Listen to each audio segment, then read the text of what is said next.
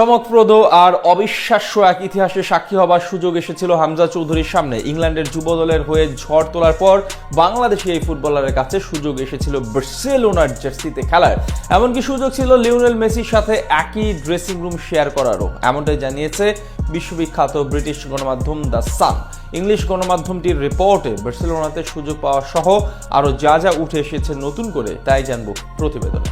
বাংলাদেশ ক্রীড়াঙ্গনের এই মুহূর্তে সবচেয়ে আলোচিত চরিত্র হামজা দেওয়ান চৌধুরী। ইংলিশ প্রিমিয়ার লিগে খেলা ফুটবলারের বাংলার বুকে আগমনের পর পাল্টে গেছে এদেশের ফুটবলের অবস্থাও। যে দেশে ক্রিকেট নিয়ে মাতোয়ারা থাকে পুরো জনতা, সেখানে হামজার পদার্পণে উল্টে গেছে সেই ধারা।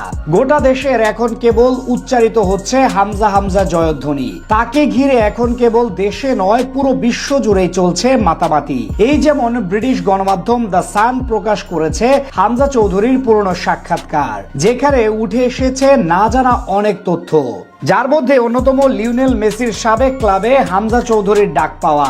বর্তমান ফুটবল দুনিয়ার সবচেয়ে আলোচিত club FC Barcelona. Lionel Messi থেকে শুরু করে নেইমার জুনিয়র, বিশ্বের সব নামি দামি তারকারা মাঠ মাতিয়েছেন দলটির হয়ে। তরুণ প্রজন্মের ফুটবলারের স্বপ্ন থাকে ক্লাবটির হয়ে মাঠ মাতাতে। তবে বাংলার ফুটবলের নিউ সেন্সেশন হামজা চৌধুরীর সুযোগ এসেছিল বিশ্ববিখ্যাত ক্লাবটি থেকে।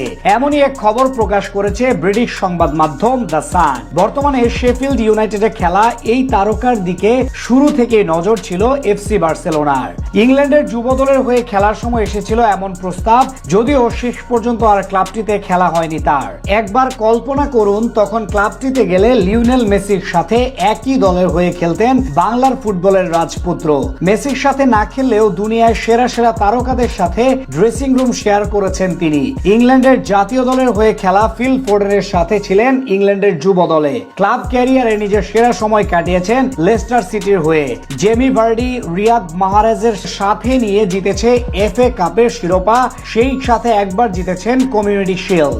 বর্তমানে ধারে লেস্টার সিটি থেকে খেলছেন চ্যাম্পিয়নশিপের ক্লাব শেফিল্ড ইউনাইটেডে। সবকিছু ঠিক থাকলে আবারও প্রিমিয়ার লিগে ফিরতে যাচ্ছেন তিনি। তবে হামজা চৌধুরীর সব ভাবনা এখন জাতীয় দলকে নিয়ে।